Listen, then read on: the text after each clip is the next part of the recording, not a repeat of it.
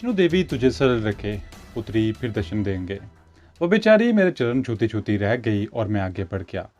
कुछ दूर जाकर वापस पलटा और के बड़नागर के बंगले के आगे जाकर आवाज लगाई, जय हो माता शेरावाली की जय हो। बच्चा, माता के भक्तों को दक्षिणा दो। मुझे यकीन था कि यही सिंह कमांडर भटनागर का बंगला है जिसकी तहवील में मेरा साथी है, क्योंकि इस सारी कॉलोनी में मुझे दूसरे किसी विंग कमांडर भटनागर के नाम की नेम प्लेट नजर नहीं आई थी। बंगले के बरामदे में दुबली पतली नाजुक अंदाम फैशन ज़दा गोरी से कीमती साड़ी में मलबूस हिंदू औरत नमूदार हुई। उम्र 35 और 40 के दरमियान होगी। प्लास्टिक के छोटे से ट्रे में वो मेरे लिए सुर्ख सेब लाई थी। सेब मेरे करमंडल में डालकर वो हाथ जोड़कर बोली, महाराज भोजन लाऊं? मैंने अपना हाथ इसके सर पर रख दिया। देवी तो बड़ा कष्ट भोग रही है। वो सहमी हुई पलकें झपकाकर मेरी तरफ तकने लगी। मैंने करमंडल में से सबसे छोटा सेब उठाते हुए इसकी तरफ किया और कहा, इतनी बड़ी रसोली देख रहे हैं हम तेरे पेट में। दोबारा निकल चुकी है, फिर पैदा हो रही है, परंतु तू निराश ना हो। तेरी रसोली भी भस्म हो जाएगी और तेरे पुत्र का सागर पार से खत किया जाएगा। वो अपने मुतल्लिक इतनी सारी बातें सुनकर मेरे कदमों पर गिर पड़ी और आंसू इसकी आंखों से जारी हो गए। आप भगवान के अवतार हैं महाराज, आप दिलों के भेद जानते हैं, मुझ दुखियारी पर कृपा करें। मैंने इसे बाजू से पकड़कर उठाया और कहा, सावित्री तू परेशान क्यों होती है, हम तुम्हारी सहायता करेंगे। हम विष्णु माता के भगत हैं, विष्णु माता हमारी अरदास कभी नहीं रद्द करेगी। वो मुझे बंगले में ले जाने पर शदीद इसरार कर रही थी। मैं इसके शौक को मजीद भड़काना चाहता था। चनाचा मैंने कहा, देवी इस वक्त हम तेरे निवास में नहीं जाएंगे, पर हम शाम को जरूर आएंगे और तेरे लिए विष्णु माता के भजन का कीर्तन करेंगे। ये कहकर मैं तेज तेज कदमों से आगे बढ़ गया। इस इलाके से बाहर निकलते ही मैंने रिक्शा पकड़ा और वापस अपने मंदिर की कोठरी में आ गया। दोपहर को भोजन के बाद कुछ देर आराम किया और शाम होते ही मैं विंग कमांडर के भटनागर के बंगले की तरफ रवाना हो गया। एयरफोर्स कॉलोनी से कुछ ही फासले पर मैंने रिक्शा छोड़ दिया। सूरज मगरबी पहाड़ियों की तरफ काफी झुक गया था और कॉलोनी के बंगलों पर फैली धूप का रंग सुनहरी हो रहा था। मैंने विंग कमांडर के भटनागर के बंगले के बाहर खड़े खड़े माता शेरावाली का जयकारा बुलाया तो अंदर से मिसेस भटनागर नंगे पांव भागती हुई बाहर निकल आई। इसके साथ इसकी जवान बेटी भी थी, जिसने जीन्स पहन रखी थी और सर के बाल कटे हुए थे। जिस्म पर नीले रंग की हल्की सी जर्सी थी। वो मुझे अंदर ड्राइंग रूम में ले गई। मिसेस भटनागर की जवान बेटी का नाम बंदनी था। वो मेरी तरफ कुछ ज्यादा मुल्तफत नहीं थी। मॉडर्न ख्यालात की पढ़ी लिखी लड़की थी।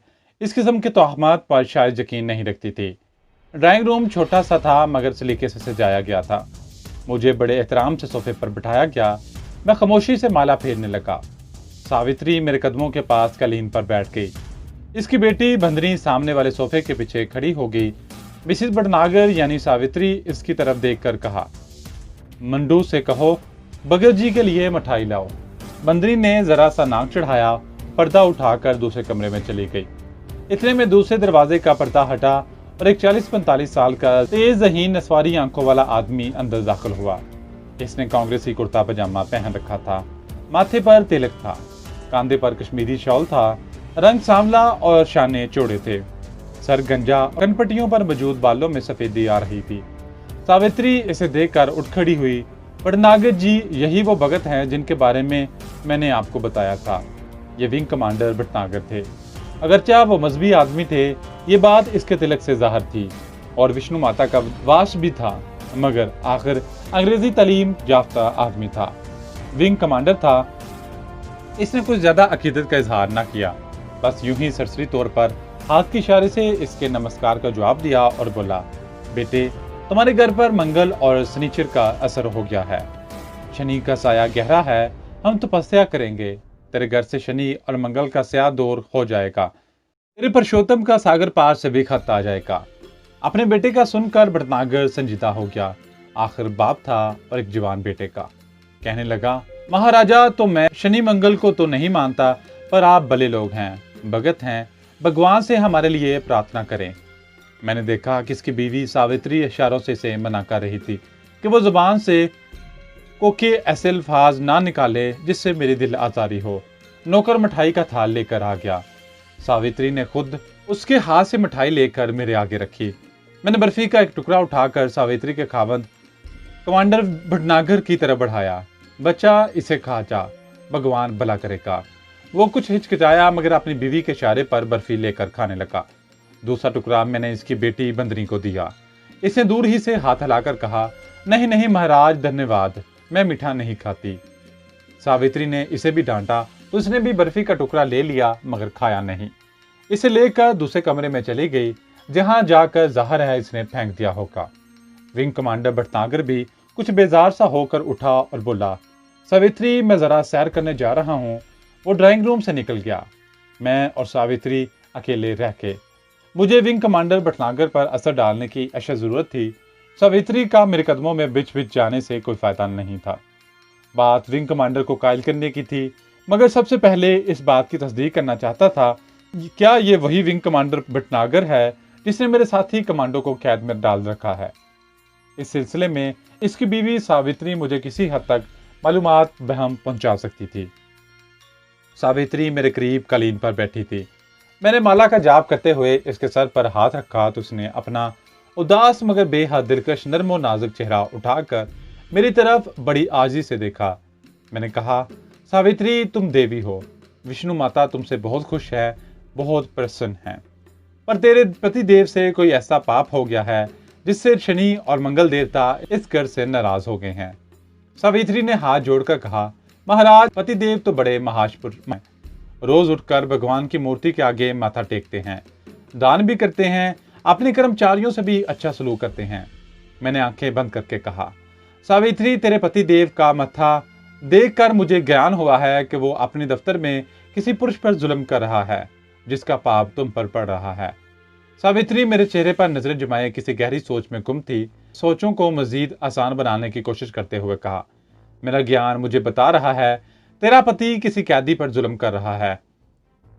सावित्री फौरन बोली, महाराज, आप सचमुच दिलों के भेद जानते हैं। मेरे पति देव कल दफ्तर से घर आए तो इनकी वर्दी पर खून के छोटे छोटे धब्बे पड़े थे। मैंने पूछा तो इन्होंने एक पाकिस्तानी जासूस से पूछगिछ करते हुए इन्होंने इसके माथे पर जोर से बैद मारा तो खून के छींटे वर्दी पर पड़ गए। परंतु महाराज, ये तो इनकी ड्यूटी होती है। मैंने सावित्री के सर पर एक बार फिर हाथ फेरते हुए कहा, पुत्री, चाहे ड्यूटी ही क्यों ना हो और चाहे वो शख्स कोई दुश्मन ही क्यों ना हो, पर भगवान के सामने सब इंसान बराबर हैं। तेरे पति ने एक जीव आत्मा पर जुल्म किया है, इसलिए मंगल और शनि तुमसे नाराज हैं। सावित्री ने मेरे पांव पकड़ लिए। महाराज, इन्हें मना कर दूंगी। मैंने फौरन सावित्री का हाथ पकड़ लिया और कहा, अगर तुमने ये बात अपने पति देव को बता दी तो याद रख, मंगल और शनि तेरे घर को तबाह कर देंगे। तेरे बच्चे पुरुषोत्तम को यमराज मार डालेगा और तेरी रसोली तेरे पेट में फट जाएगी। खबरदार, जो बातें मैंने तुमसे की हैं इनका जिक्र हरगिज किसी से मत करना।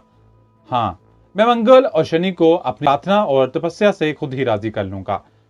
मेरे हाथ को पकड़कर वादा करो कि तुम इसका जिक्र किसी से नहीं करोगी। सावित्री ने मेरे हाथ थाम कर कपकपाते हुए होंठों से कहा, महाराज, मैं प्रतिज्ञा करती हूं कि यह बात किसी को नहीं बताऊंगी। शाबाश। मैंने सावित्री के कंधे पर हाथ रखकर कहा, बच्ची, ये देवी देवताओं के मामले हैं, ये इनके राज हैं। हमने ये भेद खोल दिए तो हम बर्बाद कर दिए जाएंगे, हम पर इनका शराब नाजुल होगा। सावित्री ने मेरे पांव पकड़कर कहा, महाराज, मेरे घर को बर्बादी से बचा लें, मेरा पुरुषोत्तम वापस घर आ जाए, मेरी बीमारी दूर हो जाए। मैंने मिठाई का टुकड़ा इस हसीन और दिलकश हिंदू औरत के मुंह में डालकर कहा, मुंह मीठा करो, भगवान तेरी अरदास स्वीकार कर लेंगे।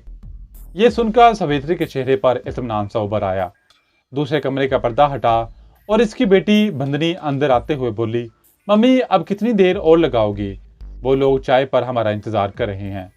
पर मिला का 2 बार फोन भी आ चुका है। सावित्री ने अपनी बेटी की तरफ देखकर कहा, बंदनी, तुम मंडू के साथ चली जाओ, मैं तुम्हारे साथ नहीं जा सकती। मैं सोफे से उठ खड़ा हुआ। नहीं नहीं देवी जी, तुम अपनी पुत्री के साथ जाओ, हम तो जा रहे हैं। सावित्री मुझे नहीं जाने दे रही थी, लेकिन अब मेरा वहां फिलहाल कोई काम नहीं था। मैंने 1 रोज बाद शाम को फिर आने का वादा किया और कहा, परसों शाम को आकर मैं विष्णु माता की मूर्ति के आगे कीर्तन करूंगा, फिर सब कष्ट दूर हो जाएंगे। मैं ड्राइंग रूम से निकल गया। सावित्री बेचारी मेरे पीछे पीछे दौड़ती गेट तक आई। मैंने आहिस्ता से मगर बड़ी जलाली आवाज में कहा, सावित्री, जो बातें हमारे दरमियान हुई हैं किसी दूसरे को ना बताना। सावित्री हाथ बांधकर बोली, कभी नहीं बताऊंगी महाराज।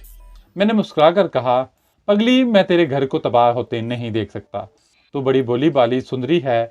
अच्छा, परसों आकर तेरे बेटे और तेरी बीमारी के लिए कीर्तन करूंगा। मैंने जय माता विष्णु का नारा लगाया और आगे चल दिया।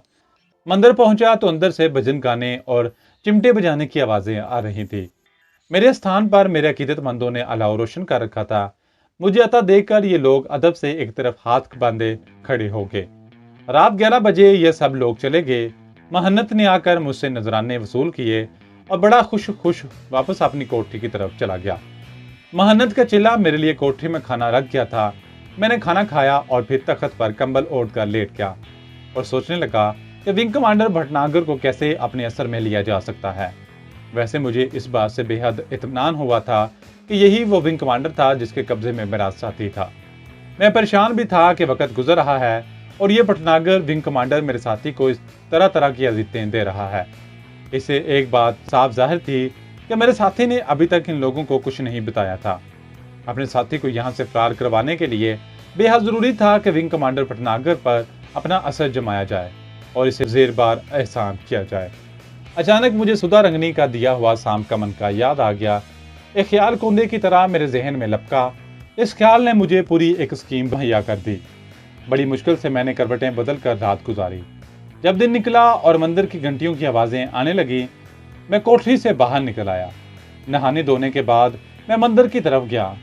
चंद मिनट भजन मंडली में बैठकर कीर्तन सुनने की रस्म पूरी की और वापस अपनी समाधि वाले स्थान पर आया तो अकीदतमंदों ने वहां आग का अलाव रोशन कर रखा था। मैं हरि ओम का जाप करता अपने स्थान पर बैठ गया। होंठों पर वेदों के श्लोक थे, लेकिन दिमाग कुछ और ही सोच रहा था। मेरे सामने अलाव के गिर्द जो चंद एक अकीदतमंद बैठे थे, इनमें भारी लाल नाम का एक कुम्हार भी था। मैंने इशारे से उसे बुलाया तो वो लपक कर मेरे चरणों में आकर बैठ गया। मैंने बड़ी बड़ी चराली आंखें निकालकर इसकी तरफ देखते हुए कहा, बहारी लाल, माता विष्णु ने मुझे सपने में आकर हुक्म दिया है कि तुम इसके लिए एक छोटा सांप पकड़ लाओ, तुम्हारा कल्याण हो जाएगा।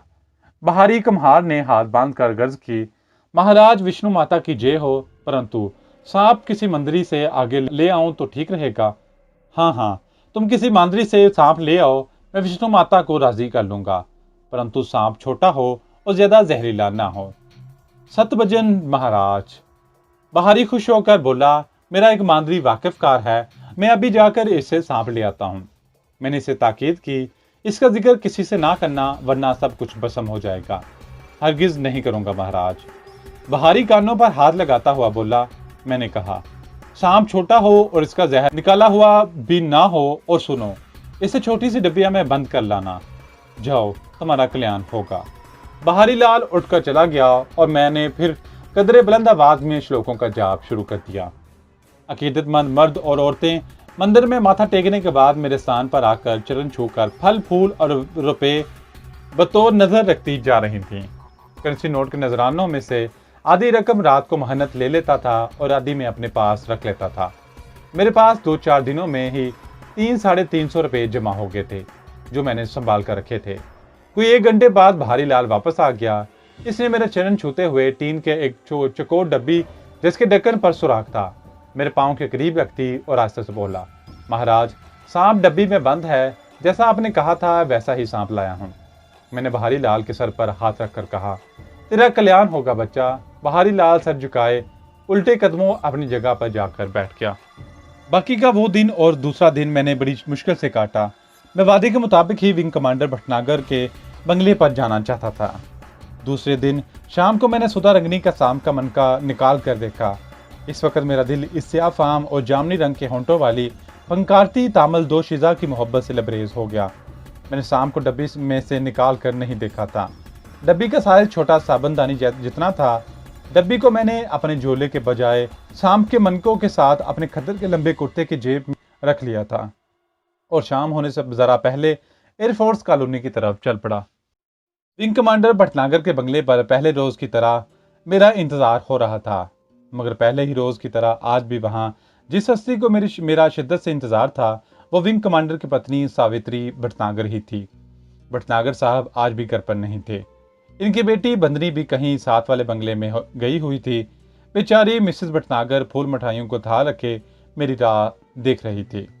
हाथ जोड़कर मुझे प्रणाम किया, मेरे चरण छुए, मैंने इसे आशीर्वाद दिया। वो मुझे अंदर ले गई। ड्राइंग रूम की गोल मेज पर थाल में मिठाइयाँ और फल रखे थे। वह ना इसका खामन था ना बेटी बंदनी थी, सिर्फ नौकर एक तरफ हाथ बांधे खड़ा था। आज ड्राइंग रूम की कार्नस पर कांसे की थाली में लुभान भी सुलग रहा था, रतन जो के फूलों का हार भी था। मुझे हर हालत में इस नेक दिल औरत के खामंद और इसकी बेटी का इंतजार करना था। मैंने सोचा कि चलो इतनी देर कीर्तन ही करते हैं। मैंने सावित्री से पूछा कि इसके यहाँ विष्णु माता की मूर्ति कहाँ है। वो मुझे बड़े अदब से साथ वाले कमरे में ले गई। यहाँ एक छोटी गोल मेज पर पीतल की थाली में विष्णु माता की मूर्ति के आगे लोबान जल रहा था। गेंदे के फूल भी पड़े थे। मैं मूर्ति के सामने आसन जमा कर बैठ गया और मैंने कदीम वेदों में से वो श्लोक पढ़ने शुरू कर दिए जो मुझे याद थे। मैं ब्राह्मण पुजारियों की तरह एक खास स्तर पर श्लोक पढ़ रहा था। कुछ देर श्लोक पढ़ने के बाद मैंने थाली में से गेंदे का एक फूल उठाकर सावित्री को दिया, जो मेरे करीब ही दो जानू होकर बैठी थी। इसने हाथ जोड़ रखे थे। फूल को इसने चूम कर आंखों से लगाया। मैंने कहा, देवी, मैं इसमें तुझे भगवान भक्ति और प्रेम का जो रूप नजर आ रहा है वही तेरी सहायता करेगा और तेरे दुखों को दूर करेगा। तेरी बीमारी भी कट जाएगी और तेरे घर पर से मंगल शनि का साया भी दूर हो जाएगा। मंगल शनिचर को दान करना मत भूलना, भगवान तुझ पर कृपा करेगा। मैं मजीद कुछ देर वहां से बैठा मुंह ही मुंह में श्लोक पढ़ता रहा। मेरे कान बाहर घंटी पर लगे थे कि कब इस औरत का खामद और बेटी घर में दाखिल होती हैं। मुझे पौना घंटा लग गया। मैं ड्राइंग रूम में आकर सोफे पर बैठ गया, थोड़ी सी मिठाई खाई। सावित्री खुद मेरे लिए चाय बनाकर ले आई। मैं चाय पी रहा था कि इसका खामद विंग कमांडर भटनागर कमरे में दाखिल हुआ। इसने डस्टबोर्ड पर मुझे हाथ जोड़कर प्रणाम किया और साथ वाले कमरे में चला गया। मैंने झुककर सावित्री से पूछा कि इसने कल वाली बात का जिक्र अपने पति से तो नहीं किया। इसने कानों पर हाथ लगाए और बोली, हरगिज नहीं महाराज, मैं अपना घर बर्बाद नहीं कर सकती। मैं मरते दम तक आपकी इच्छा का पालन करूंगी। शाबाश बच्चे। मैंने सावित्री के सर पर हाथ रखकर आशीर्वाद दिया। दरवाजे की घंटी इस बार बजी और सावित्री की बेटी बंदरी उछलती कूदती दाखिल हुई। आज सुर्ख रंग की जीन्स में वो बहुत खूबसूरत और शौक दिखाई दे रही थी। इसने कमरे में दाखिल होते ही नाक सकेड़ कर कहा, मम्मी, ये आपने क्या सुलगा रखा है? कमरे की हवा खराब हो रही है। ड्राइंग रूम के साथ ही बाथरूम मुंसलिक था। मेरी समझ में नहीं आ रहा था कि मैं बंदनी या इसके डैडी को सांप से कैसे कटवाऊंगा, लेकिन मेरा मसला सावित्री की शोखो शंख बेटी बंदनी ने खुद ही हल कर दिया था। बाथरूम में दाखिल हो गई। ये बड़ा सुनहरी मौका था। ड्राइंग रूम में मिसेस भटनागर और मेरे सिवा तीसरा कोई नहीं था। मैंने सावित्री से कहा, देवी, जल्दी चाय की प्याली अपने हाथ से बनाकर ले आओ। सावित्री तो सती सावित्री थी।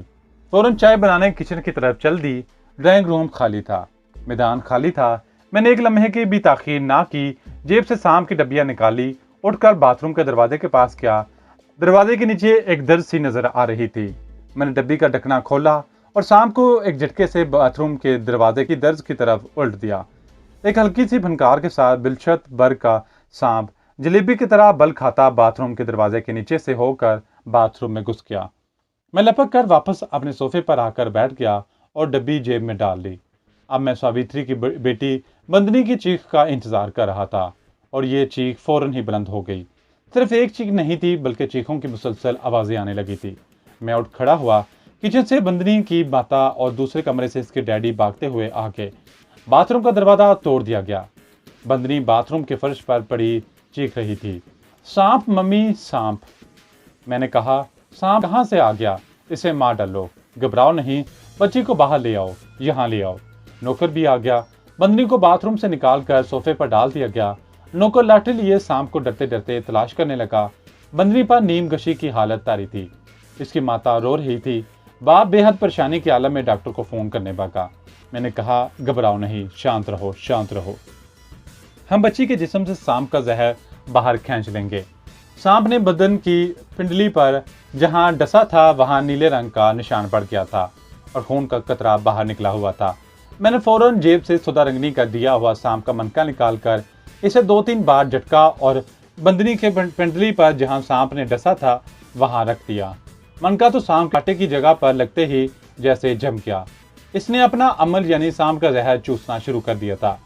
सावित्री रो रही थी और हाथ बांधे भगवान से अपनी बच्ची के लिए प्रार्थना कर रही थी। इसके खामद विंग कमांडर को सांप के मनके पर कोई एतबार नहीं था। चनाचा वो डॉक्टर को फोन कर रहा था कि बच्ची को सांप ने काट लिया है और फौरन एम्बुलेंस लेकर आ जाएं। मगर इस दौरान सांप का मनका अपना काम कर चुका था। इसने बंदनी के जिस्म से सांप का जहर चूस लिया था और वो फूट गया था। फिर वो अपने आप बंदनी के पिंडली पर से नीचे गिर पड़ा। मैंने इसे उठा लिया और बाथरूम में जाकर अच्छी तरह से निचोड़ कर सारा जहर पानी में बहा दिया। मनके को साफ किया और वापस आकर लड़की की माता सावित्री से कहा, देवी जी, तुम्हारी बच्ची को भगवान ने बचा लिया है। अब इसके जिस्म में सांप का जहर बिल्कुल नहीं रहा। बंदरी भी खुद होश में आ गई थी। उठकर बैठ गई। मैंने कहा लीमू मिलाकर नमकीन पानी पिलाया जाए। नौकर फौरन पानी में नमक और लीमू निचोड़ कर ले आया।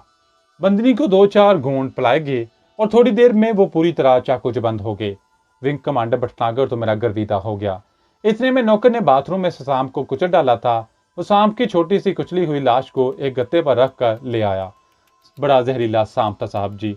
बंदनी आंखें बंद करके अपनी माता से लिपट गई। इसकी माता ने इसे सीने से लगा लिया और कहा, महाराज, आप ना होते तो क्या होता है, भगवान तेरी दिया है कि तूने आज महाराज को हमारे घर भेज दिया। विंग कमांडर भटनागर भी मेरी खुशामद करने लगा। इतने में डॉक्टर एम्बुलेंस लेकर आ गया। ये कोई सिख डॉक्टर था। इसको जब पता चला कि एक साधु जी ने एक मनके से सांप का सारा जहर लड़की के जिस्म से निकाल दिया है तो उसे यकीन न आया। इसलिए बंदनी की नब्ज देखी। बंदनी बिल्कुल बली चंगी थी। पंडली पर सांप के कांटे का जख्म भी देखा। जख्म ठीक हो रहा था। नीला निशान भी गायब हो रहा था। सिख डॉक्टर ने कहा, बच्ची को अस्पताल ले जाकर इसका ट्रीटमेंट करना होगा। ये बहुत जरूरी है।